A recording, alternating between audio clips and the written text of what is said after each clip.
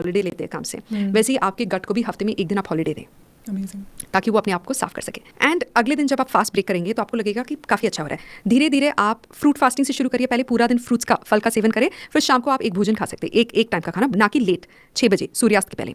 फिर धीरे धीरे आप उसको वाटर फास्टिंग में कन्वर्ट करें, हफ्ते में एक दिन आप फास्टिंग ज़रूर करें। दूसरी चीज़ है, किचन में जाएँ, जो भी फूड्स पैकेट में फैक्ट्री से आया है, पैकेज प्रोसेस फूड्स, आपके चिप्स हो गए, ये सारी चीज़ें। जंक फूड में भी 2-3 अच्छी चीज़ें हैं जो मैंने रखा है घर में। मखाना रखा है, वो ना कि जंक है, बट उसमें कुछ स्पाइसेस डाल के उसको आप पॉपकॉर्न की तरह फ्लेवरफुल बना सकते हैं। Banana chips to a certain extent is healthy, but potato chips very unhealthy. Okay, so you have to take out all the package and process food from your kitchen. आप लेके उसको बाहर फेंकिए पहले। सोडास, कार्बोनेटेड ड्रिंक्स, आपके fridge को पहले साफ करिए। जितने भी फूड्स के शेल्फ लाइफ होते हैं, टोमेटो सॉस का शेल्फ लाइफ 2 साल। आई एम सॉरी, घर में जब टोमेटो की चटनी बनती थी 3-4 दिन में उसके ऊपर फंगस आने लगता था। That's a sign of a healthy tomato chutney. But अगर टोमेटो चटनी, टोमेटो सॉस 6 महीने तक, 1 साल तक, 2 साल तक आपके फ्रिज में पड़ा है, तो उसमें सिर्फ केमिकल्स भरा है, ना कि कोई न्यूट्रिएंट्स। पहले आप उस चीज़ को बाहर फेंकें। फिर धीरे धीरे आप अपनी कुकिंग स्टाइल को बदले, बर्तनों को बदले। ओके, एल्यूमिनियम बर्तनों का इस्तेमाल ना करें, बिकॉज इससे भी लिवर पे असर पड़ता है। एल्यूमिनियम आपके शरीर को बहुत ज़्यादा कमज़ोर करने लगता है। आप मिट्टी के बर्तन में अगर दाल, एक सब्जी भी बना लें तो बहुत है। मैं घर में मिट्टी के बर्तन में चावल बनाती हूँ, मिट्टी के बर्तन में दाल बनाती हूँ। और जब मेरे घर में गेस्ट आए थे किसी सत्संग के लिए, वो लोग सांबार के पीछे एकदम क्रेजी हो गए थे। क्या है सांबार में? ऐसे इसमें ना प्याज है, ना लहसुन है, ना अदरक है, ना आलू है। इतना टेस्टी क्यों है? मैं बोली मिट्टी के बर्तन में बना था। सब लोग एकदम दीवाने हो गए थे। अगर आप अपने बर्तन थोड़े थोड़े चेंज करने लगे तो आपको ज़्यादा स्वाद आएगा खाने में। आपको एक्चुअल आलू या प्याज या एक्चुअल भिंडी और बीन्स की सब्जी में स्वाद आएगा, ना कि मसालों की।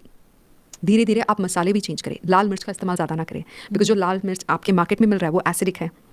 उसमें कई तरह के कलरिंग एडिटिव एजेंट्स है और कई तरह के प्रिजर्वेटिव्स और केमिकल्स है। इसलिए हमारे घर में मिर्ची हम घर में बनाते थे। लाल मिर्च के बदले आप हरी मिर्च का इस्तेमाल करें, फ्रेश हरी मिर्च, black pepper, which is even better. Anti inflammatory है वो, एंटी बैक्टीरियल है वो। वाइट शुगर को आप घर से निकालें।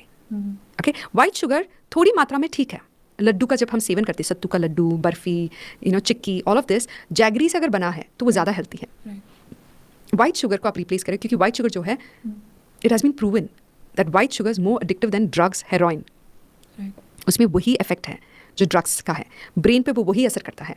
जो बच्चे शुगर खाते हैं, शुगर का सेवन करते हैं, केक्स और ब्रेड्स और आइसक्रीम्स और चॉकलेट्स, वो बहुत ही रेस्टलेस बच्चे होते हैं, बहुत ज़िद्दी होते हैं, उनको जल्दी से गुस्सा आता है, चिढ़ते हैं, ज़ोर ज़ोर से चिल्लाते हैं। And compare them to other children जिन्होंने चीनी का ज़्यादा सेवन नहीं किया, वो ज़्यादा डिसिप्लिन होते हैं, क्योंकि उनके गट बैक्टीरिया भी काम है।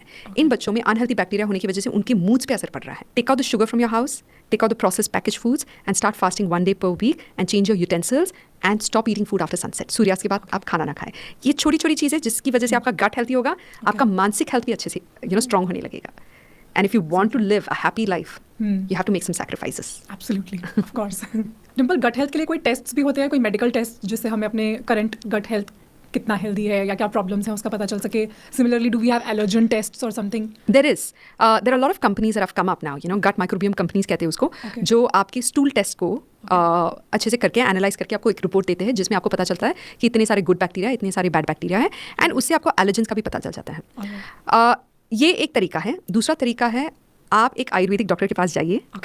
ओके, आपका स्किन पढ़ के, आपकी जुबान पढ़ के, they can even look at your tongue. अगर आपकी टंग में वाइट डिस्कलरेशन है तो मतलब आपके गट में अनहेल्दी बैक्टीरिया है, टॉक्सिन ज़्यादा है आपके बॉडी में। आपका टंग अगर पिंक है तो हेल्थी है। आपका स्किन अगर क्लीन है तो आपका गट भी क्लीन है। लेकिन अगर आपका skin pigmentation, pimples, acne, rosacea, eczema से भरा है तो आपका गट भी अनहेल्थी है।